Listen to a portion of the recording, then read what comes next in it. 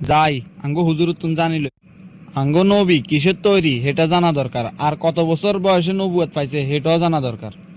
যাই আঙ্গো হুজুর তুন জানিলই। আসসালামু আলাইকুম। ওয়ালাইকুম আসসালাম। হুজুর, আপনি যদি কিছু ন মনে করতেন আনের কয়েকটা প্রশ্ন জিজ্ঞাইতাম। সমস্যা নাই, বলো। আঙ্গো প্রিয় নবী হজরত মোহাম্মদ সাল্লাল্লাহু আলাইহি সাল্লাম মাটির তৈরি নাকি নূরের তৈরি? আর কোনো প্রশ্ন আসেনি নাকি শুধু এটাই? আচ্ছা, আঙ্গো নবী কত বছর বয়সে নবুয়ত হইছে? আর কিছু জানার ইচ্ছে আসেনি নাকি এটাই? ইগেন কইলে হইব, আর কিছু লাগতো না। আচ্ছা, আগে দিন আরে কয়েকটা প্রশ্নের উত্তর দাও। কবরে গেলে প্রথমের প্রশ্ন কি জিজ্ঞেস করবে আমাদেরকে? প্রথম প্রশ্ন থাকবে তোমার রবকে, দ্বিতীয় প্রশ্ন থাকবে তোমার দিন কি, তৃতীয় প্রশ্ন থাকবে তোমার নবী কে ছিলেন। আচ্ছা, তো ফেরেশতারা এ ধরনের কোনো প্রশ্ন করবো নি? নবী নূরের তৈরি না মাটির তৈরি, বা কত বছর বয়সে নবুয়ত পাইছে, এ ধরনের কোনো প্রশ্ন করবো নি?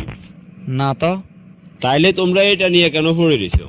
আল্লাহর বন্ধুরে আল্লাহ যেটা বালা মনে করছে ওটা দিয়ে তৈরি করছে, হোক মাটি নয়তোবা নূর। এটা নিয়ে কেন আমরা এত দ্বিমত সৃষ্টি করুম? এদের লবণ কতুরা কটা কিনলে আমরা এটা লইয়া তো গবেষণা করে শেষ করতে পারতাম নয়। হে জায়গাতে আমরা গেছি নবী কিসের তৈরি এটা লই আবার আমরা তর্ক বিতর্ক করি। এর তো আমরা কিতাম এক হুজুরে কয় মাটির তৈরি, আরেক হুজুরে কয় নুরুর তৈরি। আবার এক হুজুরে কয় 40 বছর পর নবুয়ত পাইছে, আরেক হুজুরে কয় কি দুনিয়া সৃষ্টির আগে নবুয়ত পাইছে। এবার কন আমরা মসজিদের দিকে কন মুই যেতাম। বর্তমানে হুজুরের গড়েও আর কি কইতাম, হেতারা মনে হয় যে বয়ান করার মতো আর কোনো টপিক আয় না। আর হেতার গড়েও কি দোষ দিতাম? আপনারা পাবলিক প্লেসে এমন ধরনের প্রশ্ন করি বইন যেটার উত্তর দিলে এরকম দ্বিমত আসি যায়। এর ভিতরে দেখা যায় হুজুরে যতটুকু কয় না তার চেয়েও বেশি আকর্ষণীয় করিয়ে কিছু ইউটিউবারে থাম্বনেল বানায় যেন তার কয়টা ভিউ বাড়ে। ইগেনের লাই একখানা জানার আগ্রহ আরি। আঙ্গো যেখান জানার দরকার আমল করার লাই আমরা হেগেন জানার চেষ্টাও করি না। আজ যেটা না জানলেও চলের, সেটা লইও কত রকমের ফতুয়া। তারপরেও একখানা জানতে আগ্রহ হয় আরি, আমরা তো হে নবীর উম্মত। আচ্ছা, তাইলে আর কয়েকটা প্রশ্নের উত্তর দাও। তুই আজ যা সারাদিনে কয় ওয়াক্ত নামাজ পড়ছো? না, এক ওয়াক্ত নামাজও উঠতে মারে না। হায় রে মুসলমান, অথচ আল্লাহ আঙ্গুলায় নামাজ ফরজ করছে। নবীজি দুনিয়া থেকে যাওয়ার সময় নামাজ পড়ালে আহ্বান করে গেছে, কিন্তু আমরা এগেন কিছু করিয়েন না। অথচ আমগো উচিত আল্লাহর ইবাদত করা, নবীর সুন্নত পালন করা, মিথ্যে কথা বর্জন করে সর্বদা সত্যি কথা বলা, গীবত না করা, আর এমন ভালো কাজ করা যার দ্বারা মানুষের উপকার হয়। কিন্তু আমরা এটা না করে পড়ে রয়েছি আরেকজনের সমালোচনা লইন। সাধারণ পাবলিকের কি কমু, আমরা নিজেরাই তো ঠিক নেই, আমরাই তো লাগিয়ে রয়েছি একজন আরেকজনের পিছনে।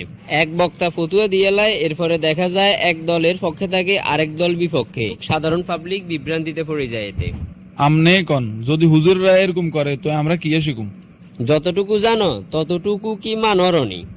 মানিয়ে তো কোনায় মানর নামাজের নাই ঠিক, আর দাঁড়িয়ে রাখা যে সুন্নত এটা কি জানোনি? এটা তো প্রত্যেকটা মুসলমানই জানে, দাঁড়িয়ে অন রাখিয়েন না, বয়স হলে ঠিকই রাখুম। হায় রে মুসলমান, জানি মানর না, কতটুকু গুনার বাগি ওর কইতে হারবানি। যতটুকু জানো আগে ততটুকু তো আমল করবে, আর দোষ ধরো হুজুরের। দুনিয়াটা তো আঙ্গুলায় চিরস্থায়ী ন, অস্থায়ী। আমরা ক্ষণিকের মুসাফির। যা কদিন আল্লাহ বাঁচে রাখে অন্তত নেক আমল করে যেতে হইব। আর না জানলে এটা অন্তত জানুন নেগেতুন জানি লইতে হইব। হাসরের ময়দানে আবার যদি কই জানি না এটার লাই আমল করি ন, তাইলে কিন্তু আল্লাহ ছাড় দিত না। কাত্তুন জানুম এক হুজুরে একরকম ফতুয়াদের, আরেক হুজুরে আরেক রকম ফতুয়াদের। বালামন্দ বিচার করার ক্ষমতা তো আল্লাহ দিছে। যেটা হক তোমাকে সেটাই খুঁজে নিতে হইব। একটা কথা কই, আর এটা মনোযোগ দিয়ে শোনো। অস্থায়ী দুনিয়া কাল পর্যন্ত বাঁচে থাকবে এটার কোনো গ্যারান্টি নাই। আজকে থেকেই নামাজ কালিমা ধরো, নবী কিসের তৈরি এটা নিয়ে পড়ে থাকিও না। ইবাদতের মাধ্যমে অন্তত নেক আমলের পাল্লাটা ভারী করো, অন্তত হাসরের ময়দানে এটা লই আল্লাহর সামনে দাঁড়াইতে পারবে। আচ্ছা ঠিক আছে, আসসালামু আলাইকুম। ওয়ালাইকুম আসসালাম। যেটা কইছি এটা মানার চেষ্টা করিও, দেখবে জীবন ফুলের মতো সুন্দর। বন্ধুরা, ভিডিওটি যদি ভালো লেগে থাকে শেয়ার করে অন্যকে দেখার সুযোগ করে দিন।